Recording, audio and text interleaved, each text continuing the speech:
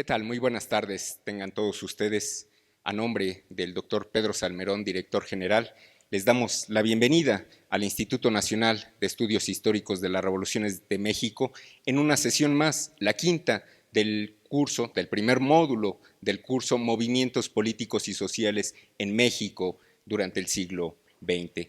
Como ustedes bien saben, porque ya han hecho este recorrido junto con nosotros, en las sesiones anteriores vimos, digamos, la impronta, el legado, la significación de los diferentes movimientos revolucionarios que experimentó México entre 1900 y 1920, me refiero al magonismo, al zapatismo, al villismo y por supuesto al constitucionalismo, que fue también expuesto en la sesión pasada por Javier García Diego.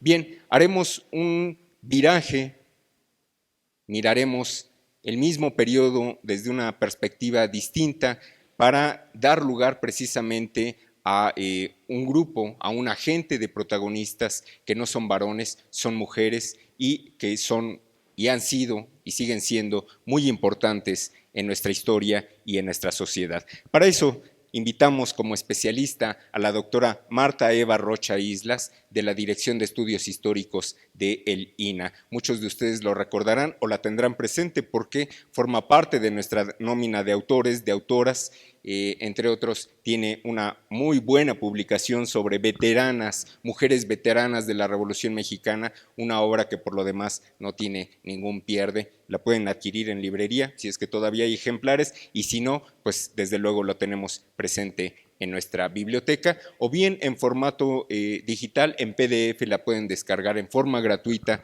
desde nuestro portal de internet. Qué bueno que no recibe regalías, si no ya me estarías denunciando por decir que es gratuito en internet.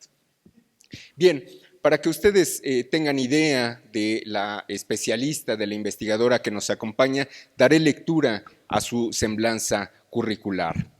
La doctora Marta Eva Rocha Islas es doctora en Historia por la Universidad Nacional Autónoma de México. En la actualidad es investigadora adscrita a la Dirección de Estudios Históricos del Instituto Nacional de Antropología e Historia. Sus investigaciones se centran en la historia de las mujeres en el México contemporáneo. Ha incursionado en la investigación de los comportamientos sociales femeninos desde la imagen y los discursos que promueven los medios informativos como los periódicos y las revistas dirigidas al público femenino.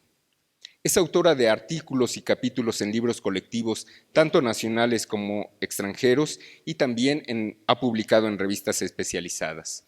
De su producción escrita queremos destacar los siguientes títulos: El álbum de la mujer, antología ilustrada de las mexicanas, una edición de 1992, el ensayo Las mexicanas en el siglo XX, de 2001, el artículo Mujeres veteranas en el México posrevolucionario, de 2007, otro artículo Feminismo y Revolución, 2011, el libro que les comentaba, Los rostros de la rebeldía, veteranas de la Revolución Mexicana, 1910-1939, que fue además su tesis doctoral y que fue editada orgullosamente por nuestro instituto en colaboración con el INAH en 2016.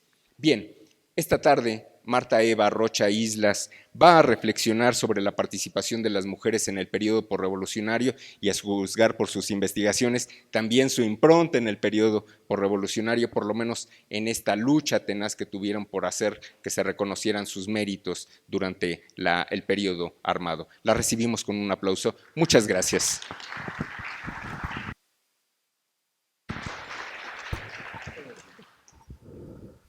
Bueno, muchísimas gracias. Agradezco al INERM que me hayan hecho esta invitación para participar en este curso con un tema que he trabajado realmente durante muchos años, y muy particularmente a David Guerrero, con el que he tenido como que muchos encuentros en todo este aspecto de la difusión. Y bueno, pues vamos a el tema sobre el que voy a hablar hoy, o sea, tiene por título Las mujeres en la Revolución Mexicana 1910-1920. Sin embargo, pues es un amplio espectro, y por supuesto que no voy a hablar de todas las mujeres. Sin duda van a quedar grupos que no se tocarán, procesos que tampoco yo he estudiado y periodos dentro de este, vamos a decir, gran movimiento que fue la Revolución Mexicana, grosso modo 1910-1920. Y sí, la plática de hoy va a tratar sobre mi investigación, o sea, sobre una investigación concluida, que fue, como mencionó David, mi tesis de doctorado y publicada como libro en el 2016, Los rostros de la rebeldía, veteranas de la Revolución Mexicana, 1910-1939. Fue precisamente una coedición del INA y del INER. Bien, un año antes, en el 2015, la lectura del libro de Svetlana Alexievich, La guerra no tiene rostro de mujer, me resultó muy sugerente a propósito de mi trabajo sobre las mujeres en la Revolución Mexicana. Dicho sea de paso, Alexievich fue premio Nobel de Literatura en el 2015, que se publica precisamente este libro. O sea, ¿por qué digo que me resultó tan sugerente? Bien, la novela está construida a partir de los relatos de las mujeres soldados que se alistaron en el ejército ruso en la Segunda Guerra Mundial como instructora sanitaria, francotiradora, tirador de ametralladora, comandante de cañón antiaéreo, zapadora, entre otros, y que la autora recupera sus voces para crear una narrativa sobre ellas, ya que, como ella misma señala, todo lo que sabemos de la guerra procede de voces masculinas. Las mujeres, mientras tanto, guardaron silencio y sus versiones y visiones eran desconocidas. Así, la autora se propuso escribir la historia de esta guerra femenina que tiene, ella dice, sus colores, sus olores, su iluminación y su espacio, es decir, la historia de las mujeres.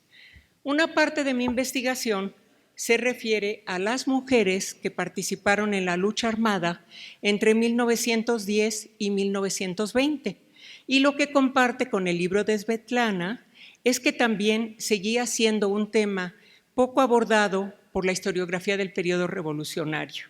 Las razones tienen que ver desde la concepción misma de la guerra en relación a los géneros. Virginia Woolf planteó al respecto: la guerra es vicio de hombres y no de mujeres. Un discurso dominante que señalaba espacios diferenciados para hombres y mujeres, público-privado, contribuyó a mantener estas diferencias. La política, la guerra, el trabajo remunerado corresponde a los hombres, mientras que la familia, las tareas domésticas, el hogar eran responsabilidad de las mujeres, lo que explicaría en parte el anonimato en el que ellas habían permanecido. Además, los textos del periodo no se detienen en la etapa de guerra, se han centrado más bien en el análisis de las luchas de las mujeres por sus derechos y el feminismo de la Revolución Mexicana. Así, las vivencias de las mujeres, sus trabajos, sus miedos, su valentía, sus sufrimientos en la etapa de guerra han sido también silenciados. Y es a lo que me voy a enfocar más en esta plática. Cuando inicié la investigación, décadas atrás, fue fundamental el libro de Ángeles Mendieta Latorre, La mujer en la Revolución Mexicana, publicado precisamente por el INER en 1961. Al final, ella incluye una lista de mujeres que fueron reconocidas por la Secretaría de la Defensa Nacional, veteranas de la Revolución en los periodos primero y segundo. En ese momento surgieron las primeras preguntas: ¿qué es la veteranía? ¿Por qué y cómo la obtuvieron las mujeres? Bien, el carácter oficial de veteranas que ostentaron algunas mujeres a partir de 1939, que el presidente Lázaro Cárdenas promulgara el decreto, lo adquirieron por haber participado en la Revolución Mexicana con acciones de carácter civil o militar en el escenario de la guerra. Ellas fueron condecoradas recibiendo medallas y diplomas. Y aquí tenemos esta primera imagen que nos está mostrando precisamente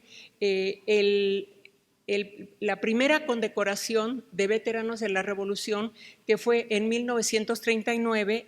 En esta primera imagen está José de Jesús Castro, que era el secretario de la Defensa, condecorando a Carmen Cerdán.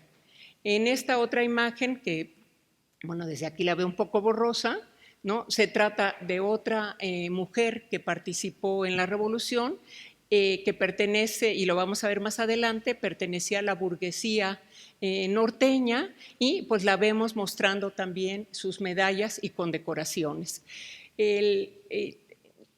Se crea una comisión pro veteranos de la Revolución y los aspirantes a ser reconocidos veteranos tenían que presentar una serie de documentos que avalaran que ellos habían participado de alguna manera en la guerra revolucionaria. Una vez que se hacía el estudio de antecedentes revolucionarios, bien se les reconocía como veteranos de la Revolución, se les daba la condecoración al mérito revolucionario por primero y segundo periodo.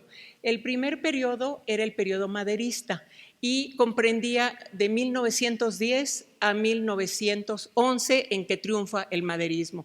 Y el segundo, aquí vemos el otro diploma, era por el periodo, bueno, pues es que aquí se me marca, por el periodo constitucionalista, y abarca precisamente o cubría de 1913 con la promulgación del Plan de Guadalupe a 1914, que se firman los tratados de Teoloyucan. Oficialmente, esos fueron los periodos reconocidos. Sin embargo, sabemos que, grosso modo, la guerra revolucionaria la podemos ubicar desde su época precursora, pero ya con el maderismo en 1910 y 1920, que de alguna manera triunfa el constitucionalismo, se convoca al Congreso Constituyente y se crea la Constitución. Bueno, esto es en 17, pero siguen nuevamente los movimientos rebeldes, tanto del zapatismo como del villismo. Entonces, por eso como que se cierra el periodo de guerra, grosso modo, en 1920. Bien, parte medular de mi investigación recupera la actuación de las mujeres en dicho proceso armado, a partir de la especificidad de su participación, que no fue la única forma en la que ellas participaron en los distintos ejércitos rebeldes. Propongo una tipología para explicarlas, agrupándolas en propagandistas, enfermeras, soldados y feministas. A partir de esta tipología me propuse redimensionar su participación en la esfera pública y en el escenario político del país y desentrañar el entramado de redes familiares y sociales para entender la articulación de acciones en las organizaciones que las mujeres crearon, así como los proyectos que llevaron a cabo dentro de las facciones revolucionarias a las que se vincularon. El trabajo con los expedientes localizados en el archivo militar, al final encontré 432 expedientes de mujeres reconocidas. Me hizo suponer que se trataba de mujeres soldados que empuñaron las armas y que sus grados y ascensos militares los habían obtenido, al igual que los hombres, por méritos en campaña. Sin embargo, de este conjunto de expedientes, solo 22 mujeres participaron como soldados. Un universo muy diferente conformaba al conjunto de veteranas, como iremos viendo. Cuando ellas presentaban toda su documentación, también tenían que anexar 2 fotografías del momento en el que estaban haciendo se estaba realizando este estudio de antecedentes revolucionarios. El decreto se da en 1939 y, al menos en el caso de las mujeres, empezaron a presentar documentación a partir de 1940 y hasta 1976, que fue el último momento en el que las mujeres presentaron documentación por un decreto del presidente Echeverría, en el cual se reconocería también a los veteranos zapatistas, porque, dicho sea de paso, las mujeres y los hombres que menos presentaron documentación eran los zapatistas, porque ellos realmente se asumieron como zapatistas. Y aun cuando habían participado en este periodo de 13-14, ¿sí? Fue tan corto que realmente ya la guerra de facciones para ellos es la más importante y es en la que se asumen como zapatistas y por eso no habían presentado documentación, pero en el 76 ya quedaban muy pocos vivos y sin embargo se les da un reconocimiento. Bueno, presentan sus fotografías, aquí pude captar alrededor más o menos de, creo que son 100 o 110. ¿Por qué? Porque sus expedientes, una vez que se llevaba a cabo el estudio de antecedentes revolucionarios y que eran reconocidos veteranos y veteranas de la revolución, sus expedientes se los regresaba. Entonces realmente no hay tanta documentación ahí en el archivo, lo que más había era fotocopias, porque de eso sí se conservaron, pero algunos de ellos ya no recogieron sus documentos y eso hace que también el archivo se vuelva realmente interesante. ¿Sí? Bueno, les decía yo que, bueno, en este libro, en esta investigación, hago el estudio de estas 432 mujeres. Sin embargo, ¿cómo articular en términos narrativos la vida de 432 mujeres? Y fue precisamente la biografía colectiva el recurso metodológico que me permitió reconstruir el proceso buscando integrar las individualidades y como grupos rebasar el anonimato y el nivel de heroicidad como explicación histórica. ¿Sí? O sea, a partir de este momento podemos empezar a ver que todas estas mujeres, conocer lo que hicieron, que todas estas mujeres tienen un rostro, tienen nombres y tienen apellidos.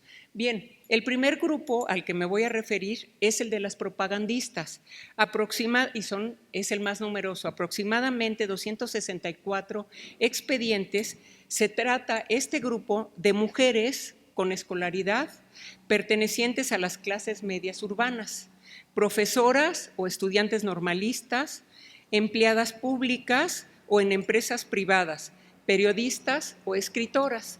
Y aquí podríamos, o sea, aquí vemos estas imágenes, bueno, la primera pues de profesoras, ¿sí?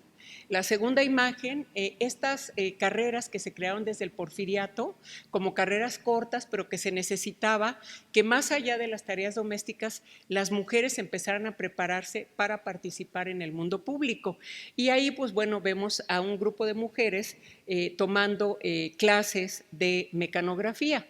Y aquí empezamos a ver precisamente cómo se va dando el cambio de la máquina de coser, ¿no? O sea, que era el instrumento de las mujeres en el hogar y lo que ellas, vamos a decir, las actividades y aprendizaje que ellas tenían tenía que ver con el mundo femenino de las tareas domésticas, ¿no? O sea, las clases de cocina, las clases las clases de bordado, sombrerería, todo este tipo de carreras cortas que se daban en estas escuelas de artes y oficios, bueno, eran como que muy aptas para mujeres, pero sin embargo fueron apareciendo algunas que la verdad es que las sacaron de ese espacio de lo doméstico y las incorporaron al mundo de lo público. Y una de ellas, pues bueno, fue la carrera de secretaria, porque ya las vamos a ver que empiezan a trabajar tanto en el gobierno, ¿verdad? Como en la burocracia, como en empresas privadas, ¿sí? Y por otro lado, también se empezaron a dar clases de telegrafía y la imagen de abajo, pues vemos empleados, pero ya mujeres y hombres, ¿no? O sea, trabajando como telegrafistas, ¿sí? Bien, como antecedente, recordemos que este proyecto del Porfiriato se caracterizó por buscar la modernización del país e insertarlo en el plano internacional. La educación en este proyecto era fundamental para llevar a México por la ruta del progreso. Y aquí estamos viendo precisamente estas imágenes. En este proceso, las escuelas elementales recibieron gran apoyo, así como mencionaba las escuelas de nivel medio, las técnicas de artes y oficios y las escuelas normales de profesoras. Bien, la carrera magisterial o la de profesora fue la oportunidad que las mujeres tuvieron de profesionalizarse e insertarse en el espacio público sin violentar los ideales de género de la época que señalaban a las mujeres en el espacio del hogar. Bien, desde las primeras décadas del siglo XX, lo que se conoce como la etapa precursora, algunas mujeres empezaron a participar en los círculos de oposición a Díaz. Ellas escribieron en la prensa denunciando los excesos cometidos por la dictadura en contra de los trabajadores. Y aquí tenemos otra vez 3 imágenes de, bueno, mujeres que ya son muy conocidas. La primera de ellas es Dolores Jiménez y Muro, que de hecho fue ideóloga también del zapatismo, una mujer que para 1910 ya era una mujer sexagenaria, ya era una mujer con toda una formación y con toda una trayectoria y obra política. Y la que sigue también es Juana Belén Gutiérrez de Mendoza, bueno, que junto con Elisa Acuña y Rossetti, ella empieza a participar desde el magonismo, ¿sí? Son muy cercanas, escriben en Regeneración y a la vez ellas van a empezar a crear sus propios periódicos y a trabajar y difundir precisamente desde la oposición. Y esta tercera, que bueno, pues es la de Carmen Cerdán, que sabemos que Carmen Cerdán empieza a trabajar con su hermano Aquiles Cerdán y desde 1909 pues crean también un partido antirreeleccionista y sabemos que fue precisamente el 18 de noviembre que se adelanta el movimiento revolucionario en Puebla, precisamente porque sabían que en su casa, o sea, se guardaban armas, catearon la casa y entonces esto desencadena 2 días antes el movimiento revolucionario. Bueno, no solamente estas mujeres, sino también Guadalupe Rojo, Crescencia Garza, Mercedes Arvide, María de los Ángeles Méndez, eran mujeres comprometidas y vinculadas a la oposición. Ellas desde el magonismo y en los círculos liberales ya habían participado y para 1910, insisto, contaban con una trayectoria porque además muchas de estas mujeres, vamos a decir, estaban vinculadas a los círculos familiares. O sea, uno cuando empieza a seguirlas se da uno cuenta que no eran ellas en lo individual, sino ellas colaboraban con los esposos. ¿Sí? Colaboraban también, vamos a decir, los hijos, las hermanas, cuando en un momento dado, en 1909, se empezaron a catear imprentas y a cerrar imprentas, ¿sí? Y a encarcelar precisamente a los periodistas, algunas de estas mujeres, como Crescencia Garza, siguieron editando los periódicos aun cuando el esposo estaba encarcelado. O sea, estaban comprometidas realmente con los ideales y la lucha revolucionaria por los cambios, ¿sí? El fraude electoral del 26 de junio de 1910 hizo que la oposición ya fuera más abierta e inició la lucha antirreeleccionista encabezada por Francisco I. Madero. La lucha, recordemos, se dio en 2 frentes, el militar de la guerra y el civil de la propaganda. Y precisamente muchas de las mujeres o la mayoría de las mujeres se van a vincular precisamente en las tareas de propaganda. Estas tareas propagandistas se organizaron mediante la formación de clubes políticos y juntas revolucionarias. Santiago Portilla, en su libro Sociedad en Armas, señaló que el club fue el primer paso organizativo para participar en la contienda electoral. Él menciona la formación de 126 clubes antirreeleccionistas. Sin embargo, revisando el archivo Madero, ubicamos alrededor de 150 clubes y vamos a detectar que algunas mujeres se van a incorporar a estos clubes antirreeleccionistas que se iban formando en distintas partes del país, pero también ellas formaron y dirigieron clubes femeniles y vamos a centrarnos un poco en estos clubes en los que ellas participaron e incluso dirigieron. El primero fue el Josefa Ortiz de Domínguez, formado en Puebla a mediados de 1909 por la obrera Petra Leiva y para hacer precisamente trabajo de proselitismo con las obreras. Este club estaba ligado a Luz y Progreso, como que mencionaba, dirigía Aquiles Cerdán y del que fue importante colaboradora su hermana Carmen Cerdán. El segundo es este de la izquierda, es el Club Hijas de Cuauhtémoc, que se funda en la Ciudad de México en junio de 1910 y fue dirigido por Dolores Jiménez y Muro, Elodia Arce Arciniega y Julia Nava de Ruiz Sánchez, y por un numeroso grupo de mujeres precursoras que ya se habían separado del magonismo, cuando el magonismo se va al exilio, ¿sí? Se separan del magonismo y se van a incorporar precisamente a este grupo para seguir haciendo trabajo de propaganda y de proselitismo. Y por otro lado tenemos, esa es un acta constitutiva de la Junta, la primera Junta Revolucionaria de Puebla. Esta se funda en diciembre de 1910 y va a ser dirigida por la profesora Guadalupe Narváez y presidida en forma honoraria por Carmen Cerdán, que en ese momento se encontraba en la cárcel por los sucesos ocurridos el 18 de noviembre. Y el otro grupo del cual tengo también una imagen es este Grupo Magisterial Revolucionario. Uno de los principales, vamos a decir, grupos de propaganda más importantes fue precisamente el de profesores y profesoras.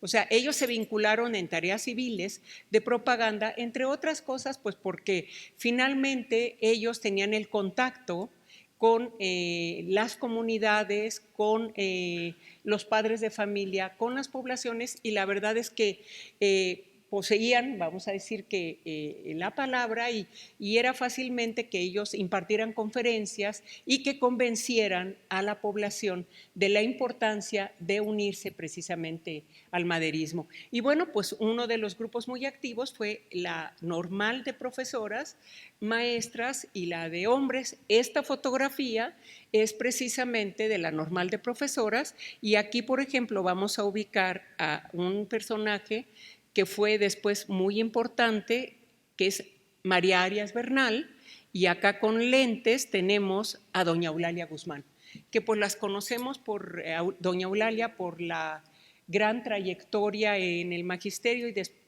pues en toda la cuestión historiográfica, pero ella hace para 1909, se recibe de profesora normalista y empieza a trabajar precisamente en la normal y claro en la propaganda. Ellas, por ejemplo, en la siguiente etapa van a ser cesadas de sus trabajos por el trabajo proselitista que hacían a favor de la revolución. Bien. Entre 1911 y 1912 se van a formar nuevos clubes femeniles en el maderismo, ¿sí? Aquí están mencionados algunos precisamente sacados del archivo, o sea, y dirigidos todos estos dirigidos por mujeres, ¿sí? ¿Cuáles eran las tareas y los objetivos de estos clubes? Bueno, primero, continuar la campaña de oposición a Díaz hasta la renuncia, que fue, sabemos, en mayo de 1911, y coordinar las tareas de propaganda en apoyo al maderismo. Una de las integrantes del Club Hijas de Cuauhtémoc, Mercedes Arvide, señaló respecto a la distribución de la propaganda que ella, cito, dice, como madres, esposas, hermanas e hijas, buscaban que la opinión pública supiera que en la oposición estaban también las mujeres haciendo proselitismo como los hombres. La firma de los tratados de paz en mayo de 1911 significó el triunfo del maderismo, y también en el Archivo Madero vamos a encontrar una numerosa correspondencia epistolar de mujeres, tanto a nivel individual como de los distintos clubes, en los cuales felicitaban a Madero por el triunfo, pero también hacían llamados de alerta por la difícil situación que estaba atravesando el país y bueno, como que para que pues él de alguna manera lo tomara en cuenta, ¿no? Bien, sin embargo, bueno, Madero a partir de 1911, de julio de 1911 y hasta noviembre, en que es electo presidente constitucional, pues va a hacer su gira precisamente como candidato, y en el caso va a llegar a Puebla, y aquí las hermanas Narváez, que aquí que fundan esta primera Junta Revolucionaria, y que bueno, hay una parte precisamente, después tuve oportunidad de ubicar el archivo de ellas, pero ellas ya habían donado algunos documentos al Archivo General de la Nación, y que se encontraba, no sé si siga igual, dentro de la colección INERV, y ahí hay una serie de fotografías y de documentaciones que nos hablan precisamente del trabajo en Puebla de ellas y muchas más mujeres desarrollado a favor de la revolución. En esta fotografía esta es Guadalupe Narváez, ¿sí? María Narváez, que está junto, y ella es, María Narváez, y ella es Rosa Narváez. Aquí, por supuesto, están con Sara Pérez de Madero,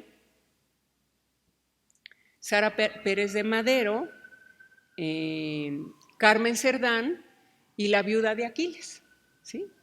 Carmen, creo que es Carmen también a la triste, ¿no? Los hijos de Aquiles y, bueno, pues su hijo póstumo que nació después. Bueno, este club Carmen Cerdán se organiza para dar la bienvenida a Madero y que se lleven a cabo todos los eventos en este momento de candidatura. Ellas eran profesoras y tenían una escuela privada de artes y oficios. Incluso se llamaba de corte universal porque ellas eran modistas, de ahí no se alcanza a distinguir, pero vamos, el banderín que dice Club Carmen Cerdán, por supuesto que está bordado, y todos estos que ellas, vamos a decir, sus distintivos, todo eso ellas lo elaboraron, pero insisto, daban clases también de taquigrafía, mecanografía, de distintas cosas, ¿no? Bien. La campaña propagandista fue relevante en la contienda electoral. Ellas impulsaron la asistencia de la población a votar y vigilaron casillas el día de las elecciones, y finalmente el 6 de noviembre de 1911 Francisco I. Madero fue electo presidente constitucional de México. Y aquí vamos a tener otra imagen de esta. Es una segunda, bueno, pero se llamó también Junta Revolucionaria de Puebla, ¿no? Y que se disputaban cuál se había formado primero, pero esta se forma en 1911 y la va a dirigir el doctor Antonio Cebada. Sin embargo, vamos a ver que está también presidida en forma honoraria por Carmen Cerdán, y por supuesto aquí participaron dos profesoras que después se vincularon al zapatismo y que desarrollaron un trabajo muy, muy importante, que son Paulina Maraver e Ignacia, o le decían Nachita Vázquez. ¿Sí? Esta es otra de las juntas revolucionarias. Eso fue las dos formas, clubes y juntas revolucionarias. Bien. Los clubes que apoyaron a Madero continuaron su tarea proselitista, pero como mencionaba, con muchas dificultades.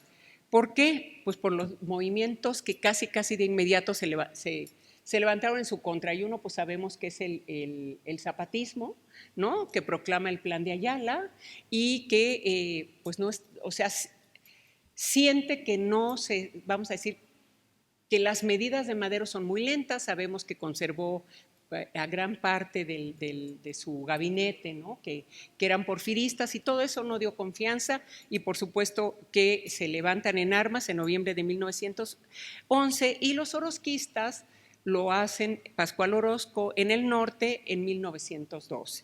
Se dice que el no poner en marcha un programa social pues desató los levantamientos. Sin embargo, el doctor Salmerón, ¿no? En uno de sus textos ha mencionado que Madero luchó por preservar el orden legal y contener la marea revolucionaria, pero finalmente terminó en los asesinatos de Madero y Pino Suárez el 22 de febrero de 1903. Un mes después, recordemos, Carranza proclamó el Plan de Guadalupe y hacía un llamado a la población a tomar nuevamente las armas para combatir a Victoriano Huerta. Y el compromiso de las mujeres propagandistas en esta etapa que se conoce como la constitucionalista adquirió una relevancia inusitada y se formaron nuevos clubes, ¿sí? Y aquí tendríamos algunos de los nombres de estos clubes que se forman en el constitucionalismo. Tengo unas imágenes, ¿sí? Que, o sea, son María Arias Bernal, nuevamente, y Eulalia Guzmán. En esta fotografía, bueno, se les ve muy afectadas. Fue el día siguiente del asesinato de Madero y Pino Suárez, y se dirigen a la penitenciaría a acompañar precisamente a Sara Pérez de Madero. María Arias Bernal fue en un momento dado secretaria de doña Sara Pérez de Madero, y como ellas eran maestras, una vez que triunfa el maderismo, y más en este momento de la revolución, vamos a decir, si era muy importante la educación del pueblo, aun cuando el porfiriato le dio mucha importancia a los programas pedagógicos, generalmente como que se centraron en el desarrollo de escuelas urbanas, y la atención al medio rural, pues sabemos que se da precisamente hasta el México por revolucionario, ¿no? Con todo lo de las escuelas rurales. Y entonces ellas sabían que era importante alfabetizar a la población. La población en este momento, en 1910, era mayoritariamente rural, y se habla de entre 80 y 83% de analfabetismo, o sea, un porcentaje muy, muy alto. Entonces, ¿qué hacen ellas? Ellas y otras profesoras empiezan a establecer escuelas dominicales para obreros. ¿Sí? En la Escuela Corregidora de Querétaro, ellas dan clases precisamente los domingos, y por supuesto con una doble finalidad: por un lado alfabetizar, y por el otro lado convencer de la importancia de apoyar la presidencia de Madero. Pero esto les duró. Después fue nombrada ella secretaria de la Normal de Profesoras, pero pues realmente fue un lapso muy pequeño, porque, insisto, en febrero pues ya de 13 son asesinados. Bien, ellas van a formar, María Arias y doña Eulalia, un club que se llamó Club Lealtad. Un mes después de los asesinatos, o sea, el 22 de marzo de 1913, se constituye este Club Lealtad, que se reunían semanariamente las mujeres en el Panteón Francés, y vamos a decir, el disfraz era para llevar flores a la tumba de Madero, pero en realidad era la forma de reunirse para distribuir tareas y para continuar la campaña contra Victoriano Huerta, ¿sí? Porque sabemos que, vamos a decir, todo este trabajo de proselitismo era en esos momentos un trabajo clandestino. Entonces, pues lo tenían que hacer de manera disfrazada, porque pues todos los que eran descubiertos, por supuesto que fueron encarcelados. María Arias fue encarcelada varias veces durante el régimen precisamente huertista.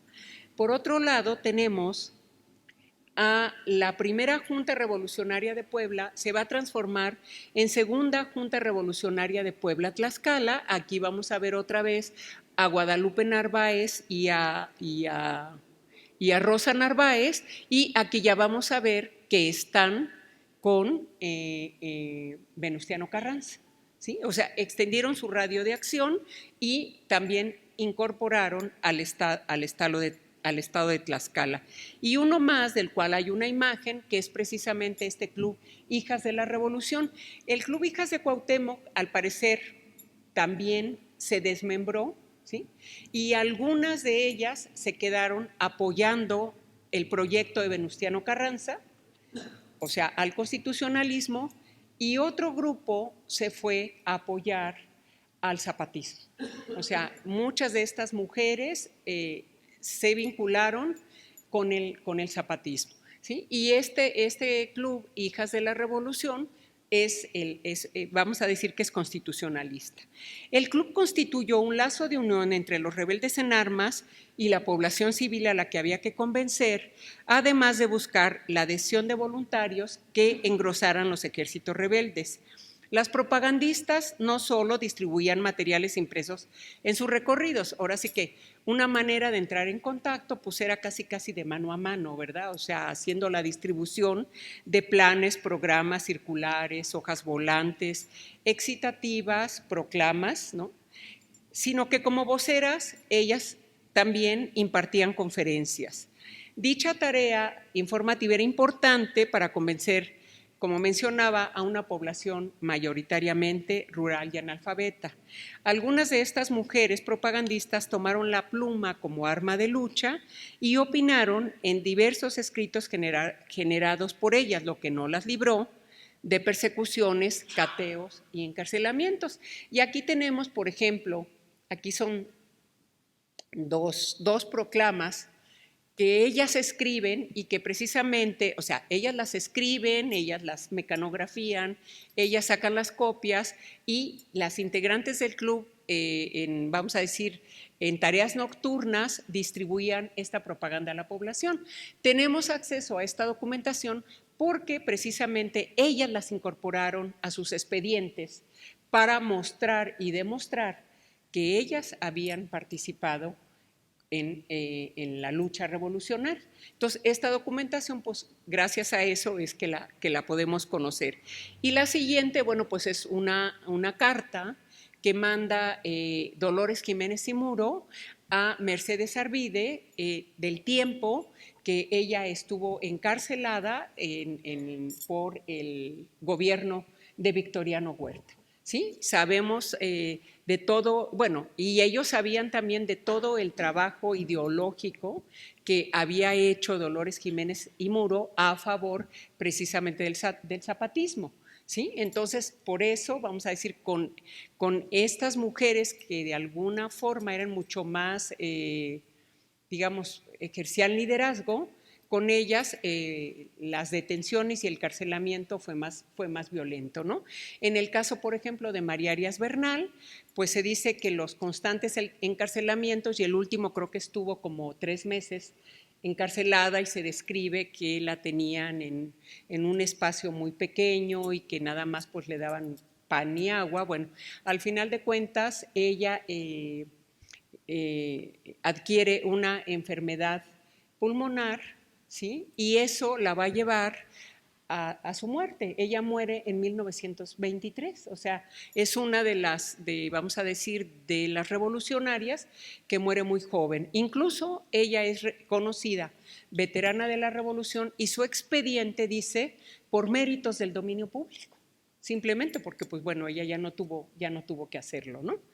Bien. Bueno, una buena parte de estos textos de propaganda nos muestran cómo este pequeño grupo de mujeres intentó sensibilizar, convencer y activar la conciencia del pueblo para que participara por una sociedad más justa. Sabemos que, o sea, hombres y mujeres se incorporan en la lucha revolucionaria por demandas de justicia social. Y se dice que en última instancia, o sea, la demanda prioritaria es precisamente la de justicia. Y las mujeres, de alguna forma, también lo van a hacer primero en esta etapa en la que siguen los ideales revolucionarios y después en el momento que van a plantear sus propias demandas como mujeres y feministas. ¿Sí? Bien. La contribución de ellas respecto a propuestas, acciones y convicción política las coloca en el rango de revolucionarias. Y no solamente realizaron todo este trabajo de propaganda, que fue la tarea prioritaria, sino que las vemos que ellas fueron también espías, correos, mensajeras, agentes confidenciales. Estas tareas son tareas clandestinas y las conocemos porque ellas, en su documentación y en sus historias, se narra, ¿no? O lo narran, qué fue lo que hicieron y con qué jefe revolucionario ellas estuvieron participando.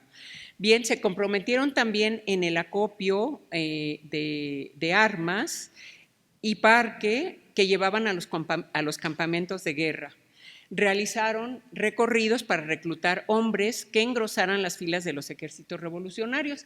Y hay algunos expedientes, uno realmente muy grueso, donde precisamente esta profesora se va a Chiapas a hacer el trabajo de reclutamiento, ¿no? de hombres para incorporarlos al constitucionalismo, y están las listas, está lo que se les pagaba y bueno, están con el grado con el que fueron incorporados. Pero ella, por ejemplo, se llama María Teresa Rodríguez, ella también hace una protesta femenina en el sentido de decir que han participado y que colaboran en la guerra revolucionaria y sin embargo no se les reconocen derechos para ellas votar, ¿no? O sea, ya desde ese momento se dice, ok, estamos haciendo proselitismo para que vayan a votar. Sin embargo, nosotros que estamos participando de igual manera, no tenemos este derecho. Pero bueno, en el periodo de 10 a 16, realmente sí hubo una inquietud a finales del siglo XIX y durante el Porfiriato, precisamente por demandas de educación, de trabajo y de derechos políticos. En este periodo de guerra, las mujeres se concentraron realmente en la lucha revolucionaria por la justicia social. Y fue hasta 1915 que entonces ellas, con el triunfo del constitucionalismo, que ellas empiezan a plantear estas demandas femeninas, ¿sí?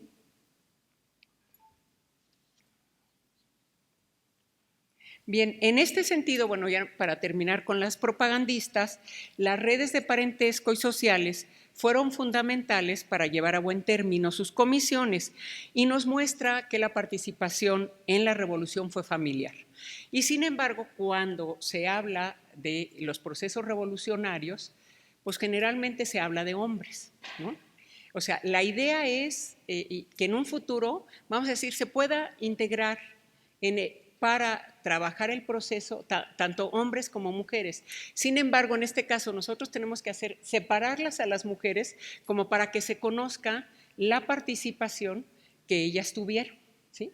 Y haya después pues una integración donde hombres y mujeres participan por igual.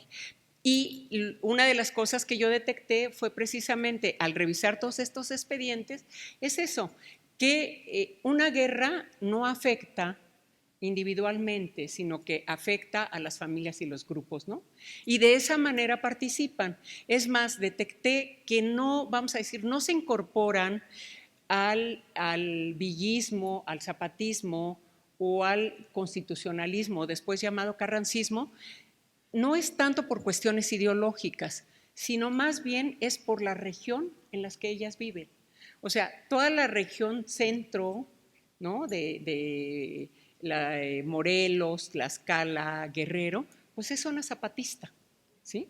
Y las mujeres se incorporan. Claro, sí hay un momento, sobre todo en estas mujeres, vamos a decir que tienen una preparación, una formación intelectual, ahí sí creo que ya hay un compromiso político-ideológico, en decir, me uno al constitucionalismo, carrancismo, o me uno al zapatismo. Ahí sí fue ya como mucho más claro la postura político-ideológica, también, así como de los hombres, también de las mujeres, ¿sí? Bien.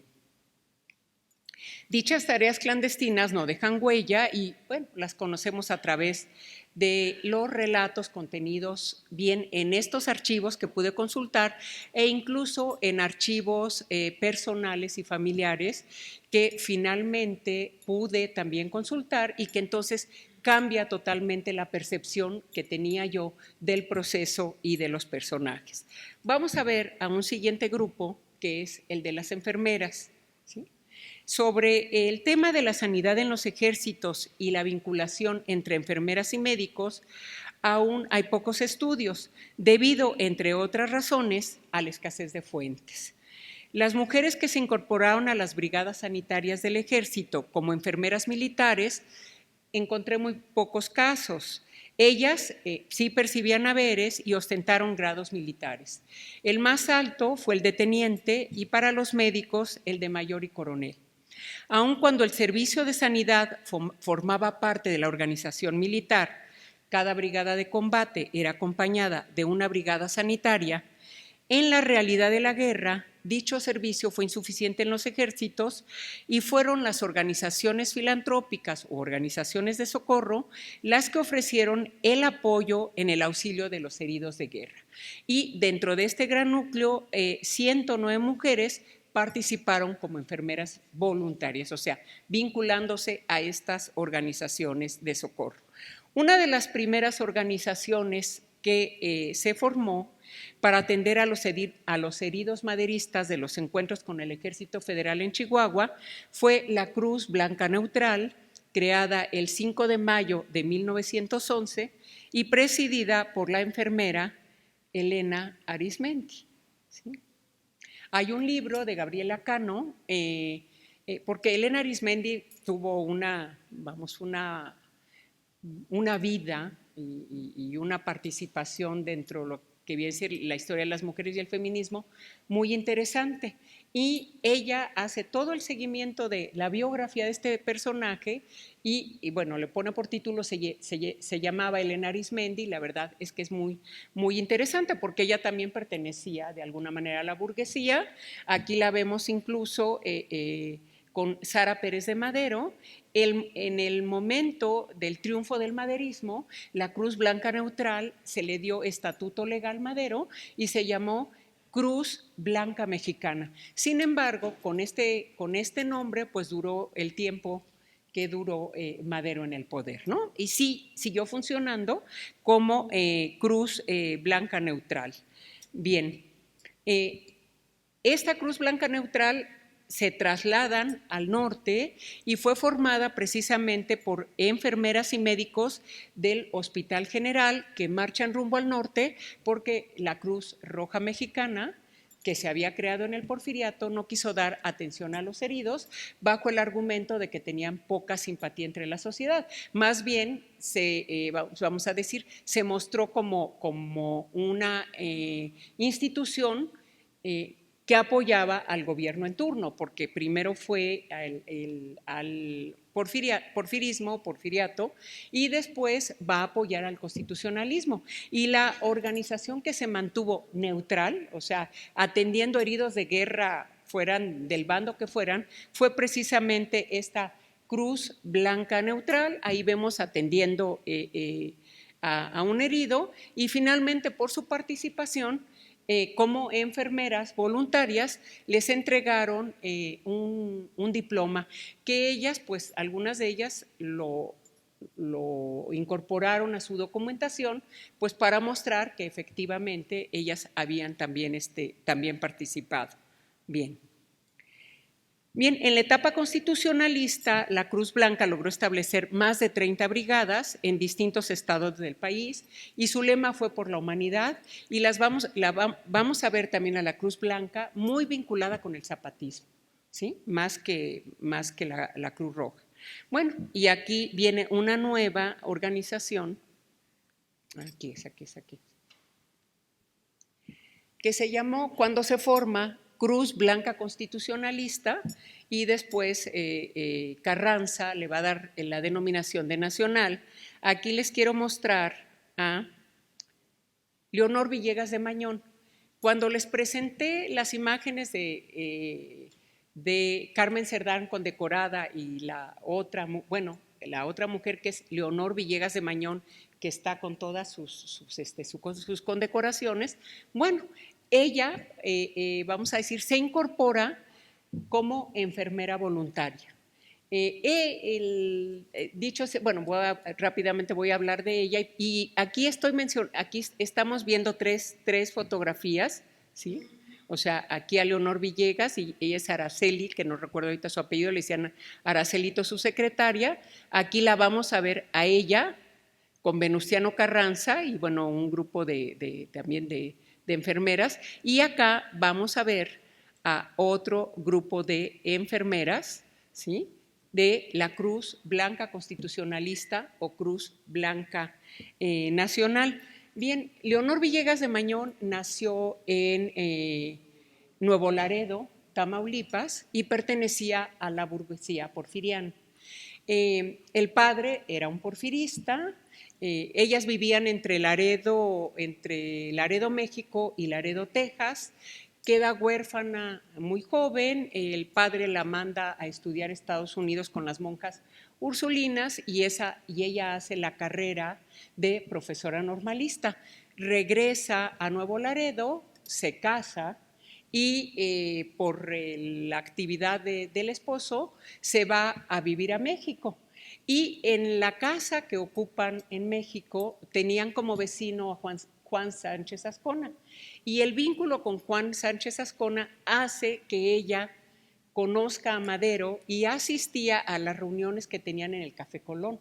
O sea, siendo ella una porfirista, ella se empieza a vincular, le empieza a interesar, a llamar mucho la atención todas estas propuestas de cambios, ¿no? De cambios de justicia, y se vincula con Madero. Sin embargo, la muerte del padre, la enfermedad del padre y después su muerte hace que ella regrese a Laredo, Texas, y realmente durante el maderismo pues ya no participa, pero cuando asesinan a Madero, precisamente ella estando en Laredo, Texas, bueno, ya había estado colaborando en el periódico local de Nuevo Laredo. Entonces ella lo que hace es sacar, vamos a decir, un coche, pintar una camioneta, pintarle una cruz blanca, un banderín, e ir a atender heridos de los encuentros del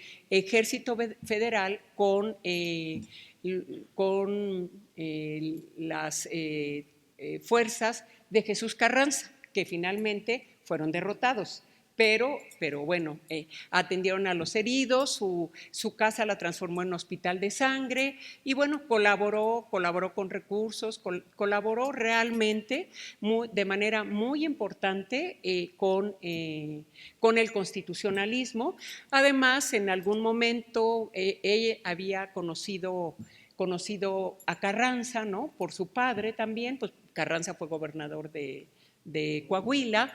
Entonces, bueno, tenían como que mucho vínculo. Ahora, toda la información de esta Cruz Blanca constitucionalista que se transforma en 1914 en Cruz Blanca Nacional, pues la podemos conocer porque Leonor Villegas de Mañón en los años 20 escribe unas memorias noveladas para dejar constancia del trabajo que realizaron las enfermeras en la lucha revolucionaria y que prácticamente había sido olvidado.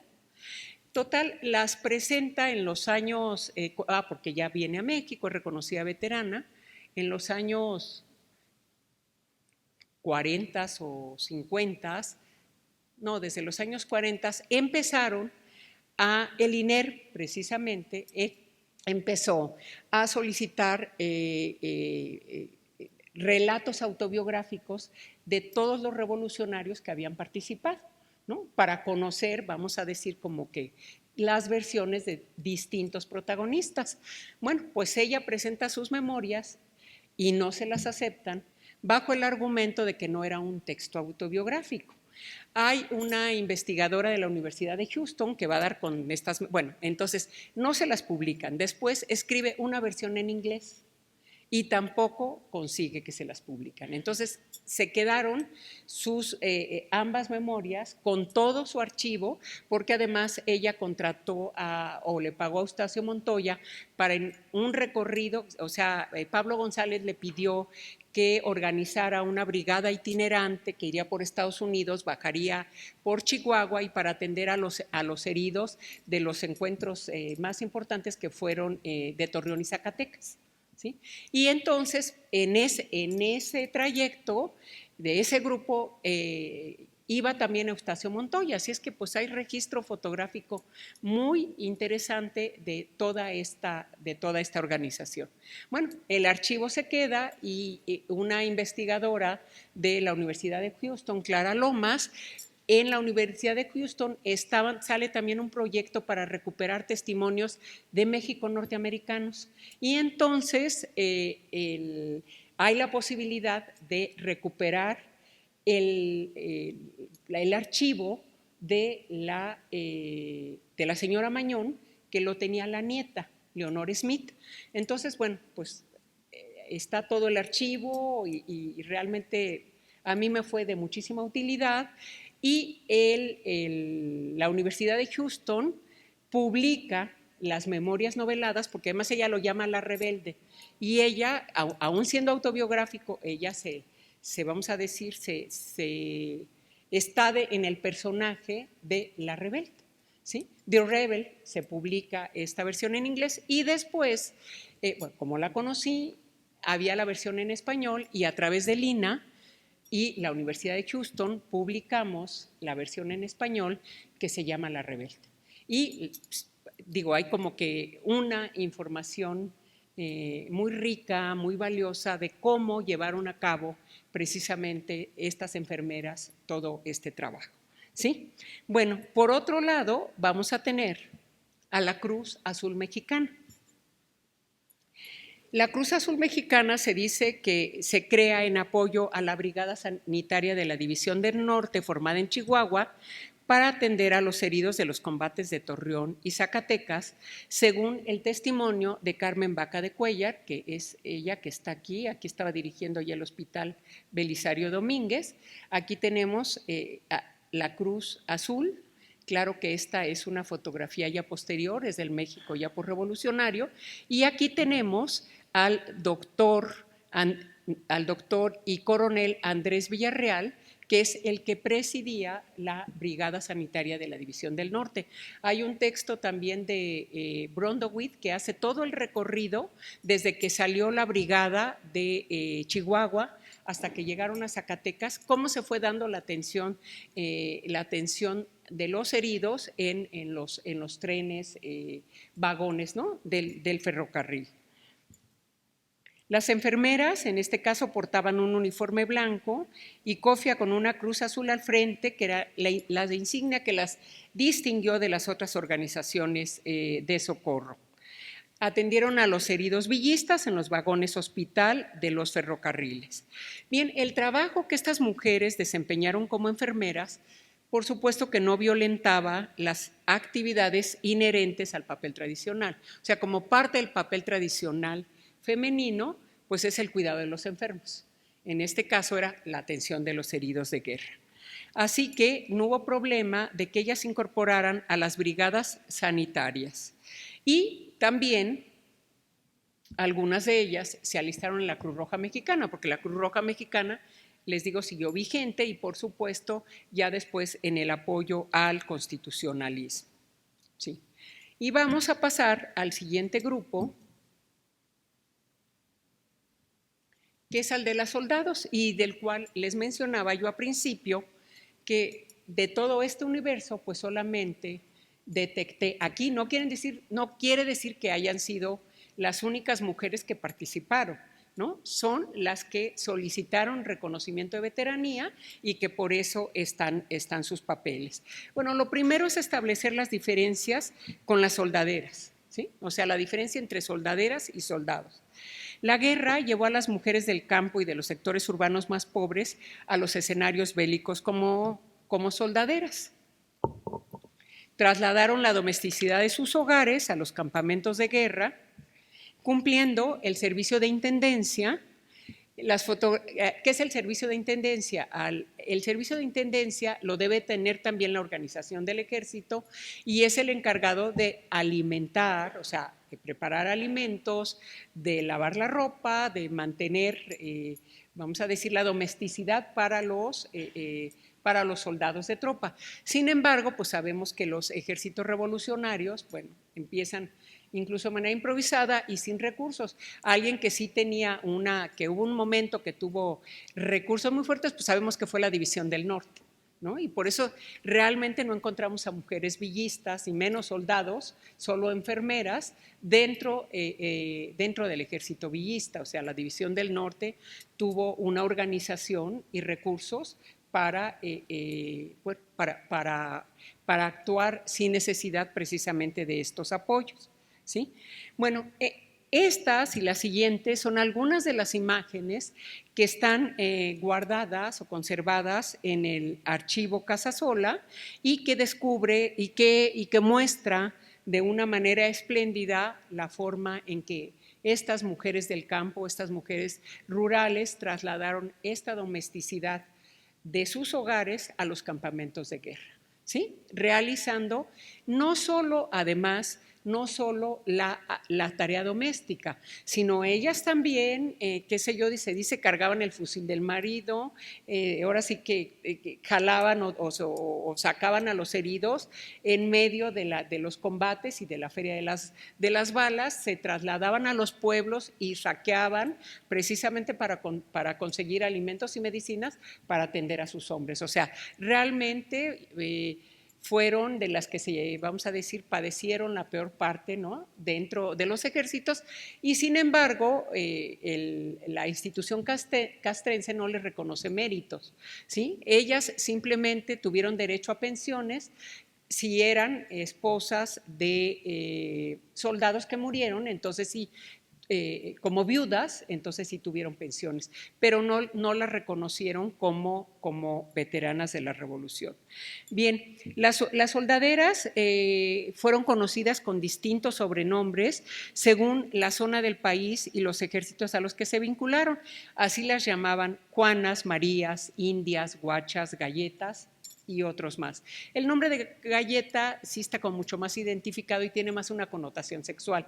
Son estas mujeres que, esta fotografía que, bueno, ha sido ampliamente difundida, ¿no?, donde está ella, ¿no?, que parece que está como, fue en la estación de Buenavista, ¿sí? Pero estas mujeres bien o se subían a los trenes a vender cosas o bien a dar compañía sexual y bueno, pues por eso cobraban, ¿no?, también.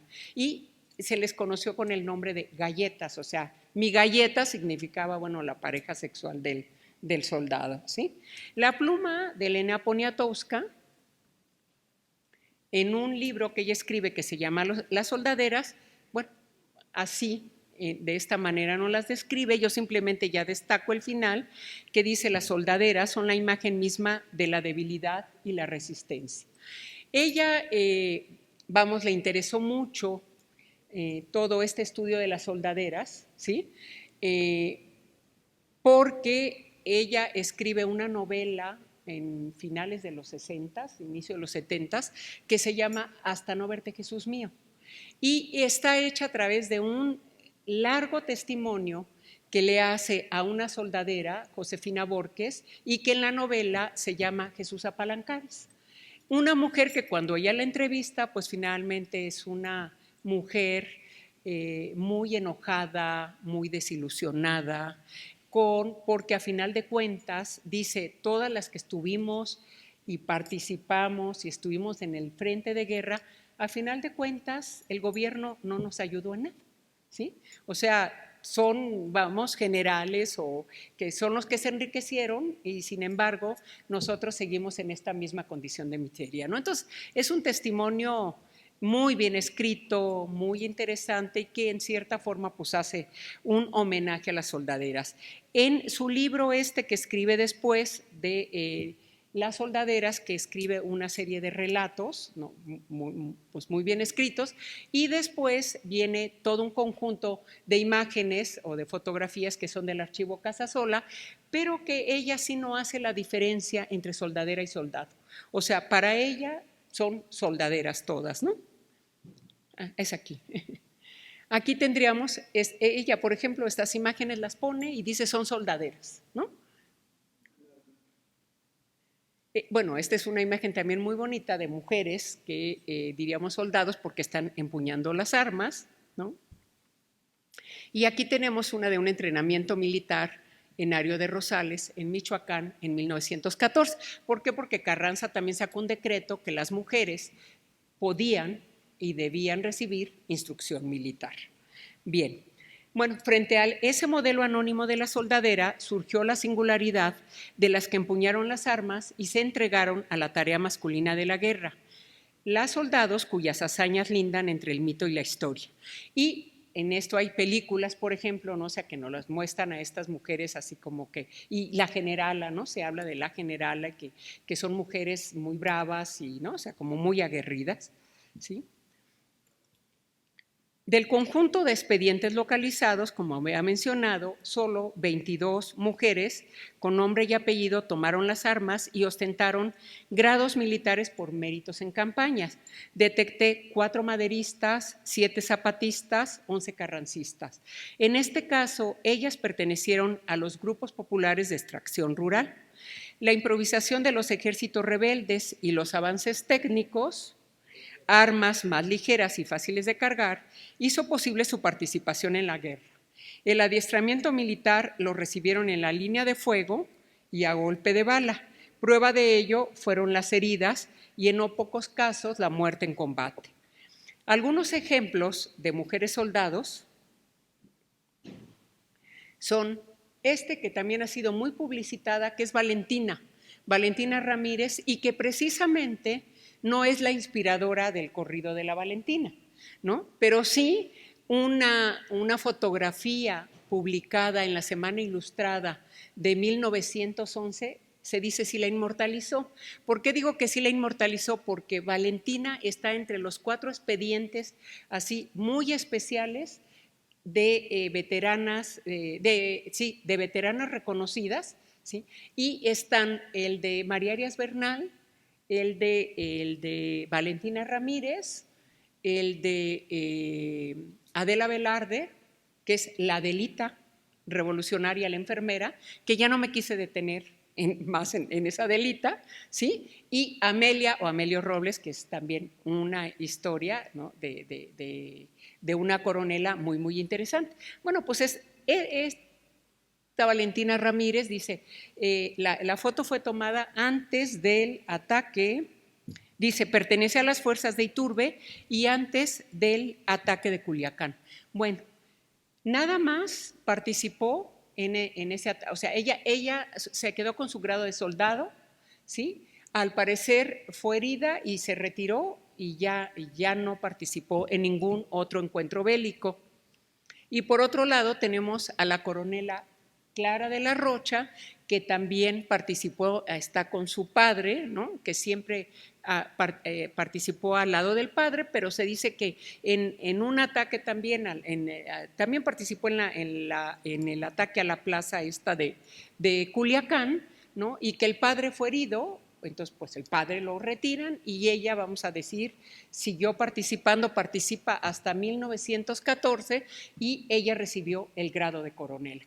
Porque finalmente también les iban dando sus ascensos, era por méritos en campaña y les daban, por supuesto, sus despachos, ¿sí? Por otro lado, esta es otra historia interesante, que es la de el coronel Amelio Robles Ávila. En alguna entrevista que se hace, bueno, la primera aquí la tenemos como mujer, ¿no? La vemos todavía con sus trenzas, ¿sí? Su vestido de mujer. Y la siguiente imagen es una imagen que se llama Catrín de Pueblo y que ya es de los años 20. Ella se vinculó al zapatismo, ¿sí? En 1900, les digo, en 1913 reunió 15 hombres en Xochipala, cerca de Chilpancingo, Guerrero, y él o ella, de él o de ella se señala su destacada actuación, su arrojo y valentía en la toma de Iguala en 1913 y en la de Chilpancingo en 1914, donde la victoria fue para los zapatistas.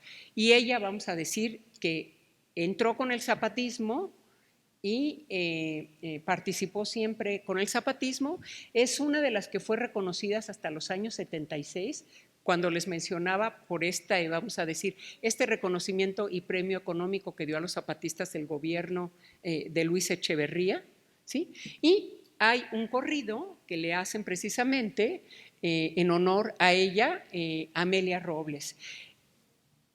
Este personaje de él, que es de Xochipala, Guerrero, hay un museo, un museo de sitio que se refiere a ella y precisamente en ese museo hay este corrido. Por otro lado, el INA en los años 90 hizo un proyecto sobre testimonios de familia, que la idea era precisamente recuperar testimonios familiares, pues, de personajes de vida privada y pública.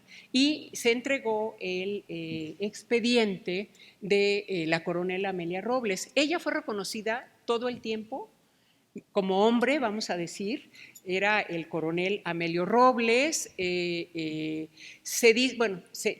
Ahora que ya se sabe, estaríamos el primer caso de mujer transgénero, ¿no?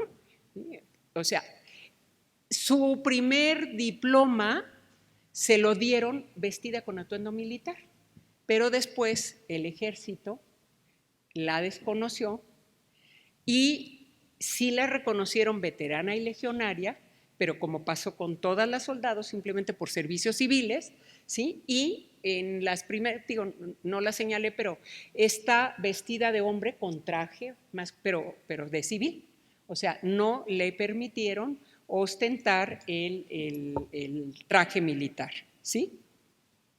Bien.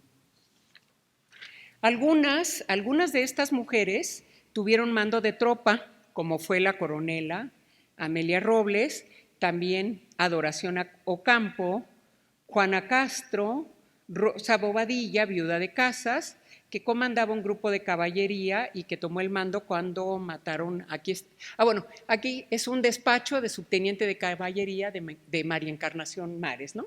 Este es también un relato, digamos que, no es la palabra, interesante y bonito, porque ella cuenta que cuando el marido le dijo que se iba a incorporar a la revolución y que quería que se viniera con él, ella le dijo sí, pero como soldadera no. O sea, yo me visto de hombre, tomo las armas y me monto a caballo, pero yo de soldadera. Y pues llegó a tener el grado de subteniente de caballería, ¿sí?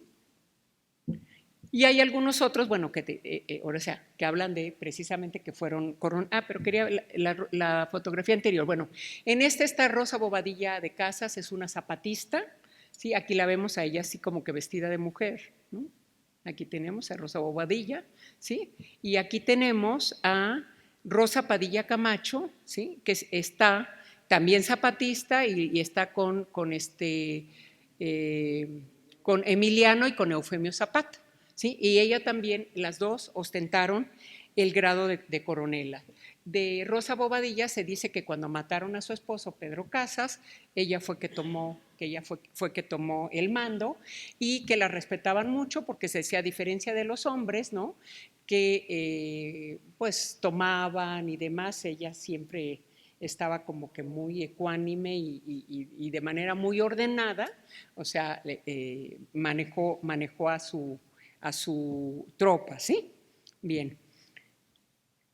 Bueno, la siguiente que es, les decía que coronela fue el grado más alto que ostentaron oficialmente las mujeres en el ejército. Sin embargo, estos nombramientos fueron desconocidos por esta circular número 78 que se da en 1916, el 18 de marzo de 1916, estando Carranza en el poder, ¿sí? La Secretaría de Guerra y Marina la lanza y desconoce todos los grados militares ostentados a señores y señoritas, y estos eran los de los soldados, pero por supuesto los de las enfermeras y por supuesto en el caso de algunas propagandistas que también llegaron a ostentar grados militares, les fueron desconocidos y simplemente se les dijo que iban a ser reconocidas por servicios civiles prestados a la revolución. Un año después fueron dadas de baja de la Secretaría de Guerra y Marina, o sea, en 1917, y con ello se desconocía la activa participación de los soldados en los campamentos de batalla. No fue sino hasta 1937 que se crea la Escuela de Enfermería con Cárdenas, que van a ser reincorporadas al ejército, y es hasta el año de 2007 que dentro del proyecto de equidad de género ya las mujeres pudieron también, vamos a decir, ser ingenieros de guerra, o sea, tomar la carrera de las armas, y creo que hay, no recuerdo si 2 o 3 casos de mujeres que ya ostentaron el grado más alto en el ejército, que es el de general de división. Pero eso, bueno, pues fue hasta el 2007, ¿no? En los 22 casos se trata de mujeres singulares que en primera instancia fueron transgresoras al participar en el espacio masculino de la guerra. En un ambiente bélico donde la valentía y la virilidad eran cada vez más valoradas, las mujeres aprendieron a comportarse de esa manera. Se masculinizaron, pero esto no las libró de padecer agresiones sexuales. Y bueno, están los casos de las zapatistas Luz María Espinosa, o sea, Chonita, y de la güera Amelia Robles. Ambas cuentan que cuando entraron a la revolución ya debían vidas. O sea, Chonita, que le hicieron...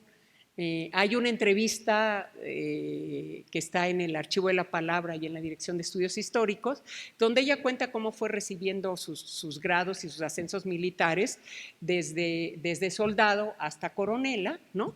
Y que cuando ella ingresa a la revolución, o sea, ella ya estaba casada, y el marido la había engañado y entonces pues lo mató. Estuvo en la cárcel, salió de la cárcel y se incorporó a la revolución. Y ella dice, siempre vestí como hombre y bueno, pues ya después, y siempre también la respetaron. Y en el caso de Amelia Robles es porque trataron de abusar de ella, y lo mismo, ella desde niña como que le gustó las actividades masculinas, o sea, montaba a caballo y andaba en el campo, o sea, todo eso lo cuenta ¿no? en su documentación, y o sea, un hombre que trató de abusar de ella, pues entonces, digo, ya estando, vamos a decir, es en la guerra, pues ella lo mató. Entonces se dice que cuando ellas dos, pues ya debían vidas, ¿no? Y finalmente, que no me voy a referir a este último grupo, que es el de las feministas, porque hay una sesión particularmente dedicada al feminismo que va a dar la doctora Valles, donde hay un personaje interesantísimo y que ella ha trabajado ampliamente, entre otras cosas, porque descubrió el archivo, que es interesante y magnífico de Ermila Galindo, y eso permitió pues que diera un giro de todas las que habíamos trabajado a Ermila Galindo con los poquitos documentos que ella tenía. Pero lo que sí quiero decir es que, bueno, mi libro al final se ocupa en esta primera etapa de la revolución, porque luego viene una segunda parte que es la posrevolución, que tampoco me voy a referir. Se destaca a las veteranas que fueron reconocidas por su trabajo de propagandistas, pero que al mismo tiempo abrieron las puertas a la otra revolución, la de las mujeres, a quienes aún se les escamoteaba esa otra parte de justicia reclamada por todos en la revolución. Ahora, si las mujeres no hubieran participado de la manera que lo hicieron en todo este periodo de guerra y se vincularon con los principales jefes y caudillos, realmente no hubieran podido tener la posibilidad de empezar nuevamente a plantear todas estas injusticias. En el caso, nada más rápidamente, porque les digo que eso lo va a trabajar, se los va a platicar la doctora Valles. Bueno, Ermila Galindo presenta una iniciativa al constituyente para tener el voto femenino, ¿sí? No fue, o sea, no pasó, pero en esta documentación que encontró está toda la iniciativa, la podemos leer, cuál era la idea de Ermila, el voto restringido, o sea, realmente es como que muy, muy interesante. Sin embargo, no es la única mujer, o sea, yo en esa última parte recupero a 10 mujeres que fueron, vamos a decir, protagonistas y que se dedicaron precisamente a luchar por la igualdad de género, ¿sí? Y que plantearon, vamos a decir, proyectos, organizaron también sociedades feministas, pero sin embargo les decía, esta parte por tiempo, pues no la voy a tocar.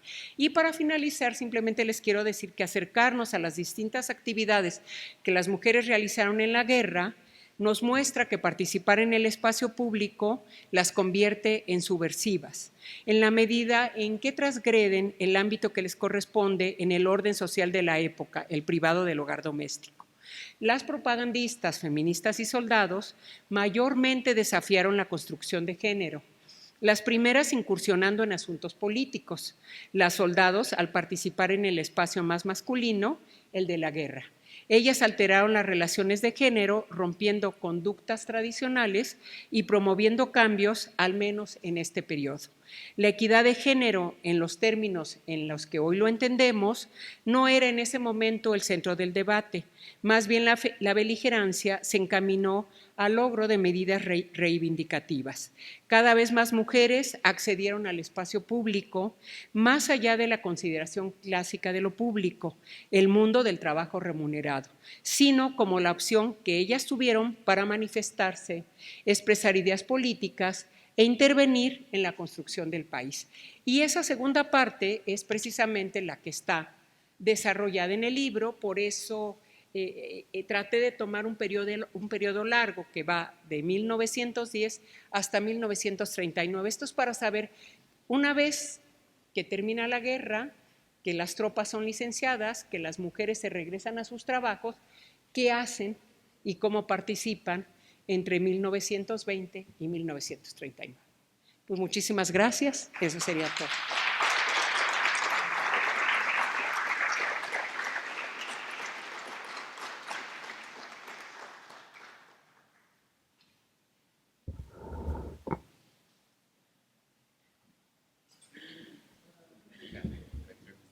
Ay, sí, que les decía. Sí, okay.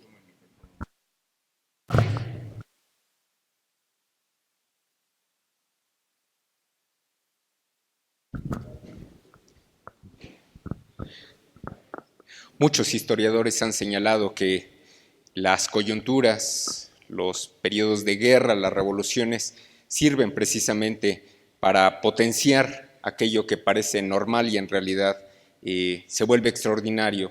En este caso, Marta Eva Rocha Islas ha destacado de una manera muy puntual las diversas participaciones que tuvieron las mujeres en la guerra. Ya las vimos no solamente como soldaderas o compañeras de los revolucionarios, de los Juanes, también fueron maestras, propagandistas, enfermeras, ideólogas.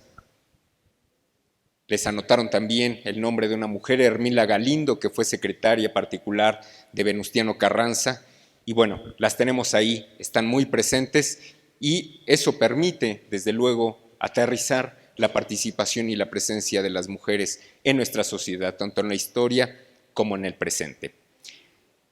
En tanto, Marta Eva Rocha Islas da lectura a los comentarios, a las preguntas que ustedes formularon por escrito, me permitiré hacer el recordatorio de las siguientes actividades de nuestro instituto.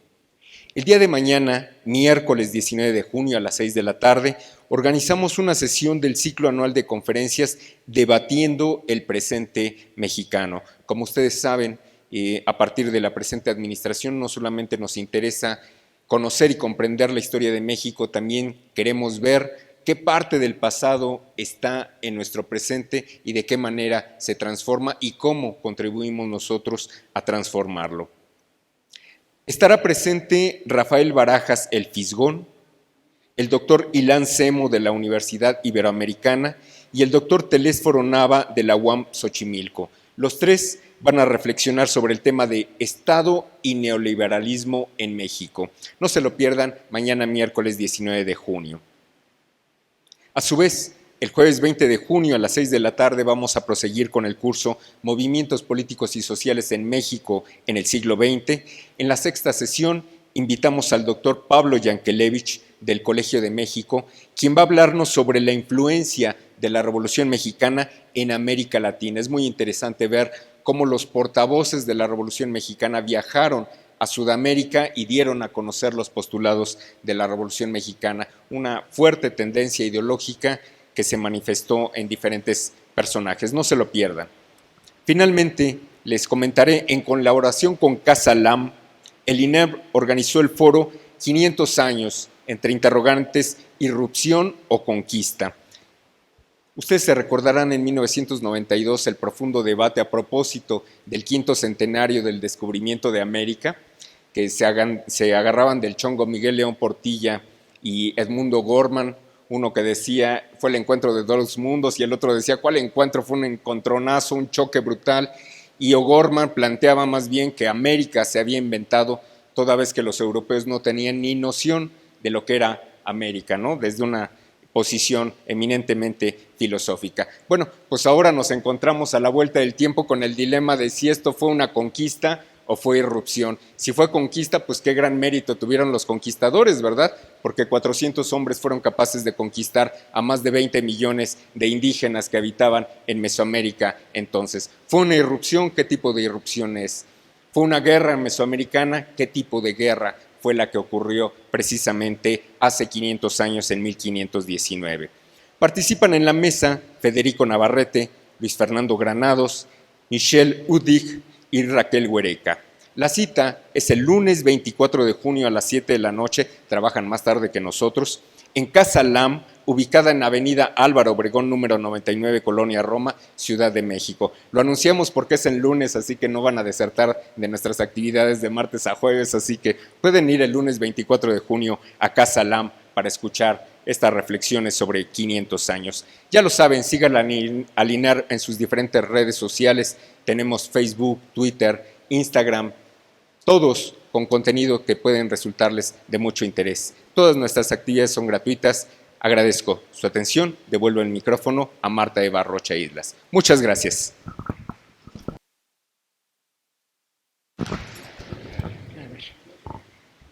Bueno, aquí primera pregunta, dice, ¿qué nos puedes decir acerca de la existencia de mujeres espías que colaboraron con el gobierno huertista para delatar a políticos o revolucionarios en contra del régimen?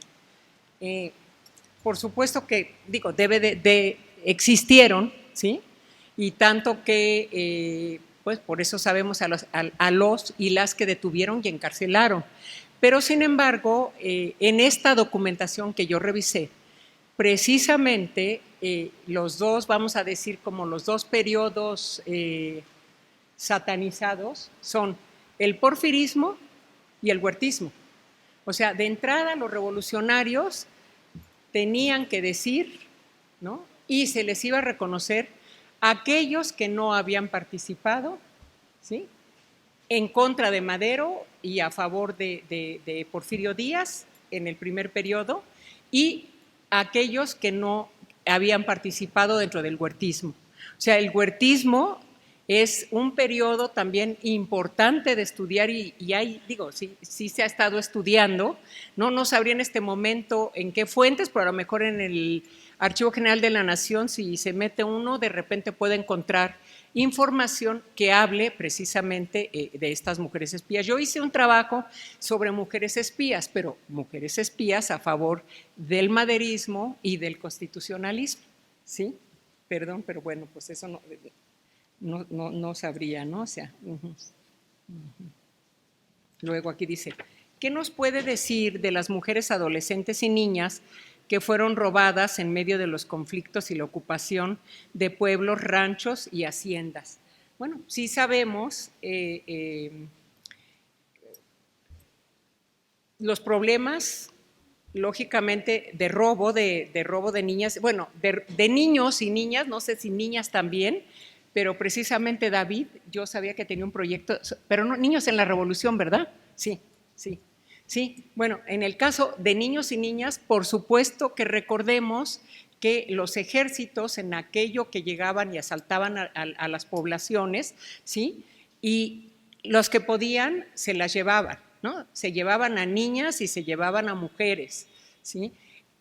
Se sabe mucho que las familias, ¿no?, en los pueblos también, cuando se sabía que vienen cualquiera de los grupos, o los carrancistas o los zapatistas, ¿sí?, o los villistas en el norte, bueno, pues trataban de esconderlas para que no fueran robadas, pero sí hay casos seguramente de que esto existió, particularmente en el norte, cuando el periodo de Villa, cuando estalla el Villa guerrillero de 1916 a 1920 y que él sabe y siente que fue traicionado.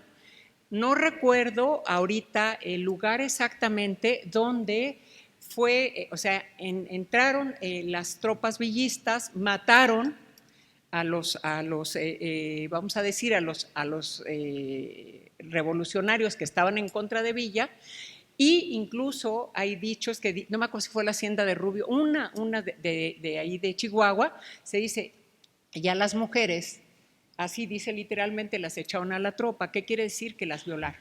¿Sí? Ese caso habla creo que de como de 90 mujeres. Ese caso está muy documentado. Hay un texto, no recuerdo ahorita en este momento el nombre, pero está documentado y era una de las cosas, por ejemplo, que al doctor Katz siempre le preguntaba, ¿no? O sea, esta defensa del villismo y los villistas, sin embargo, todos los, vamos a decir, los horrores de asesinatos que se cometieron, pero bueno, eso sucede pues en todas las revoluciones y en los distintos bandos, ¿no? Aquí, por ejemplo, yo recuerdo en esa investigación mía de Chihuahua que lo mismo, o sea, entraban, que se formaron defensas sociales como para tratar de cuidar los pueblos, precisamente las incursiones de revolucionarios de las distintas facciones. ¿Sí? Luego dices, no, bueno, esto no sé, se sabe algo de la casa que tuvo Carmen Cerdán en la Ciudad de México, estaba en la colonia Condesa. Yo cuando vi lo de la casa te iba a decir, a la persona que preguntó, que es a Glenda Cabrera, iba a decir, claro que sí, pues es museo, pero no, esa es la de Puebla, de aquí no sé, no.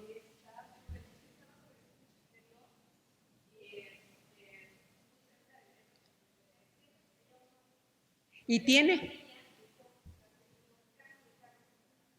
mira, no, ahora sí que esa es buena tu inquietud y voy a investigarla, pues me voy a dar una vuelta, porque te digo, pensé, bueno, siempre en Puebla, ¿no? Perfecto, muchas gracias, lo voy a investigar, sí. Luego, a ver, aquí dice, en el grupo de fotografías de mujeres revolucionarias no alcanzamos a ver la presencia de mujeres indígenas. ¿Por qué? Sin embargo, en relatos familiares, nosotros somos de Tlalpan, sabemos de mucha participación, aunque no fueran con las armas. Sí, yo creo que uno de los temas que yo no he estudiado es precisamente este de las mujeres indígenas. Simplemente están algunas de ellas en el grueso de este conjunto anónimo de soldaderas, ¿sí? E incluso en esas fotografías, muy poquititas, vemos que sí son, vamos a decir, no sabría yo hasta qué punto decir mujeres indígenas, porque también en ese momento en el mundo rural lo que ya tenemos es muchas mujeres mestizas, ¿no? O sea, y claro, en el mundo urbano también hay todo un mestizaje, pero realmente de grupos indígenas, creo que, vamos a decir, son temáticas que deben también de estudiarse, porque no están realmente muy trabajadas, ¿sí? Esto que me están diciendo, que en Tlalpan, ¿no? De mucha participación. Luego, así como la profesión de enfermería nace principalmente en la Primera Guerra Mundial por mujeres, ¿qué brigadas sanitarias fueron encabezadas por mujeres en la Revolución Mexicana? René Francisco Palma. Bueno, pues precisamente era lo que les decía, que realmente no había una profesión de enfermeras como tal. En el Hospital General sí había desde el Porfiriato una escuela de enfermería, ¿sí? Y ahí era donde las mujeres, bueno, hacían la carrera y en algunos estados también se sabe, pero no estaba tan generalizada la profesión de enfermeras. Les comentaba, bueno, no sé, esa sería la otra, a nivel civil, a nivel militar de enfermeras militares, pues fue hasta la Escuela de Enfermeras en 1937.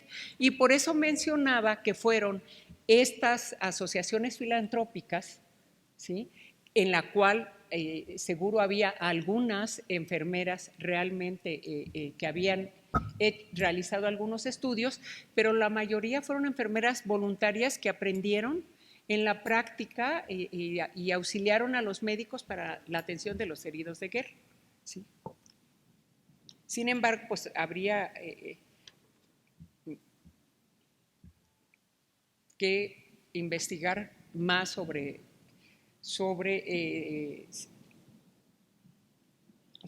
había estas escuelas de enfermería aquí en México, ¿no? En el país. Luego, a ver, dice, la revolución fue escenario para las mujeres como una oportunidad para cambiar su realidad inmediata. Es una pregunta, si fue el escenario como una oportunidad para cambiar su realidad inmediata. Yo creo que sí. ¿A qué se enfrentaron socialmente las mujeres, ya sea de la clase alta o baja, al mostrarse como participantes de la revuelta armada? ¿Y por qué los zapatistas reconocieron más el mundo militar de mujeres que otros grupos revolucionarios? Sí. Bueno, la revolución fue escenario para las mujeres como una oportunidad para cambiar su realidad inmediata. Yo creo que sí.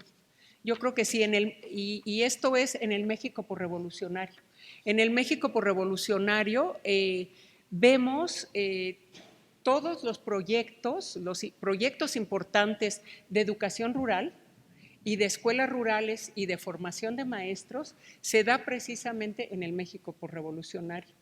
También ellas empiezan en el México posrevolucionario a incursionar en carreras que antes no estaban permitidas. O sea, hay más mujeres que las vemos ya participando como profesionistas. A nivel de, bueno, la mayoría, por ejemplo, de este núcleo, que efectivamente, este núcleo que yo estudio son de mujeres pertenecientes a sectores medios o clases populares pero urbanas, o sea, de las grandes ciudades. Y por eso estas mujeres sí tenían una formación y una preparación. ¿Y qué es lo que pasa en el México posrevolucionario? Ellas regresan a sus trabajos. O sea, no son mujeres como las mujeres campesinas y los mismos hombres que una vez que se hizo el licenciamiento de las tropas, ahora sí que como dicen, regresan a sus mismos trabajos en el campo, ¿sí?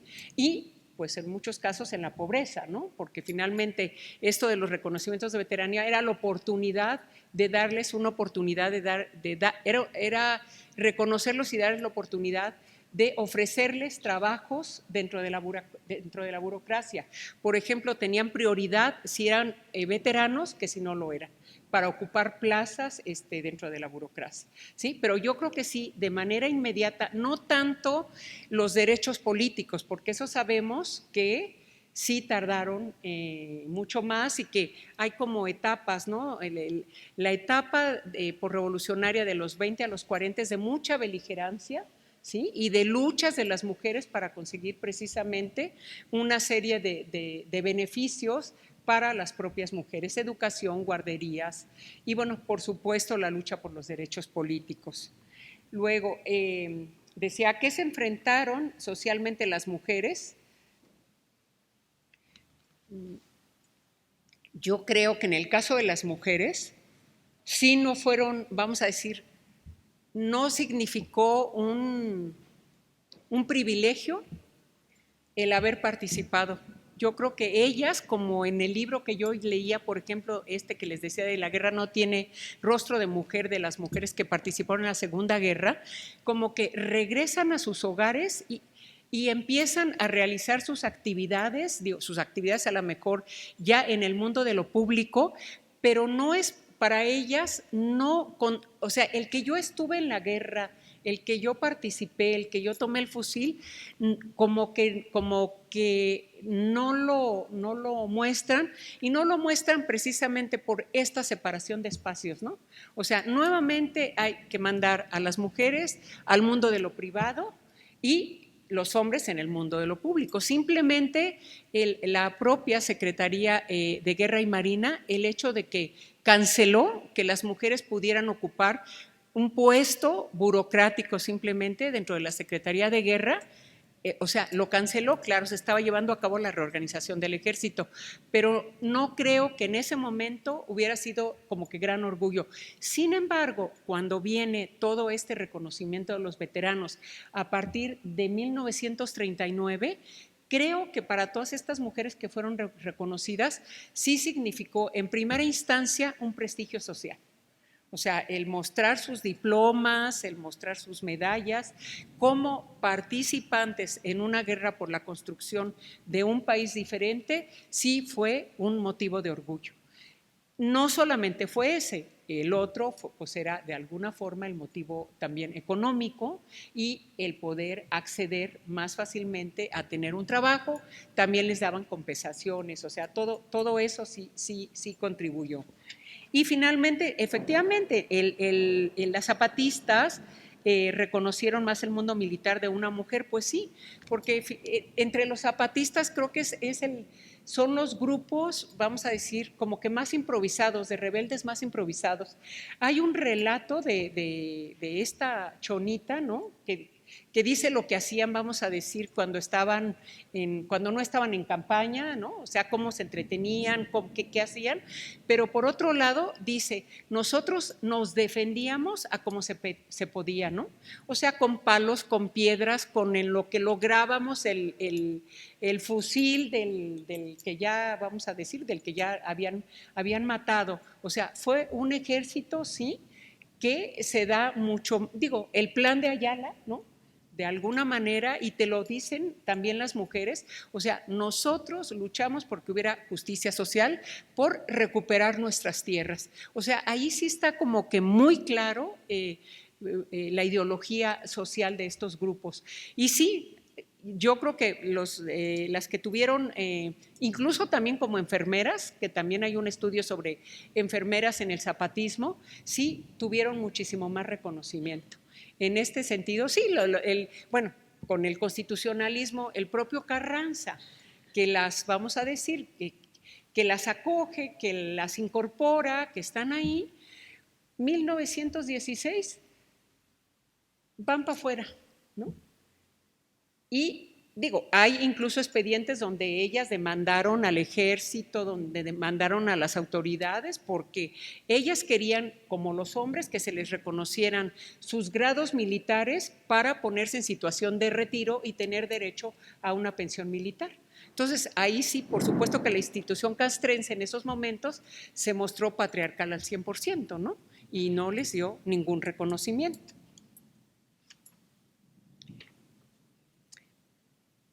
Bueno, sí, ¿qué opina de las imágenes y estereotipos de las soldaderas en el cine mexicano? Por ejemplo, María Félix en Juana Gallo. Efectivamente, ¿no? El México por revolucionario hace eso, o sea, crea estereotipos, ¿sí? Donde nos muestran, a lo mejor se toma de distintos personajes y se crea un estereotipo y pareciera que esas mujeres realmente así existieron, ¿no? Sin embargo, en la documentación revisada, pues no es precisamente esta la actuación o la participación de estas mujeres, ¿no? O sea, eso es una creación, por un lado, es un reconocimiento, como vemos en todo lo de la pintura, de los ahora sí que los pintores posrevolucionarios, dar este reconocimiento, ahí sí sobre todo más a las clases populares. Ahí es donde vemos precisamente en las imágenes a toda esta gran población anónima de hombres y mujeres que participaron en la revolución y que sin embargo los libros de texto no hablan de ellos, ¿no? Entonces creo que ahí sí empezó todo el México revolucionario, realmente es este esfuerzo por tratar de dar voz y tratar de dar rostro y tratar de dar reconocimiento hasta, vamos a decir, hasta el periodo de Cárdenas, ¿no? En este México por revolucionario. Y bueno, pues creo que serían todas. Les agradezco muchísimo. No, es que le voy a ver de Carmen Cerdán. Les agradezco muchísimo su interés y sus comentarios. Muchas gracias. Y me las llevo las preguntas.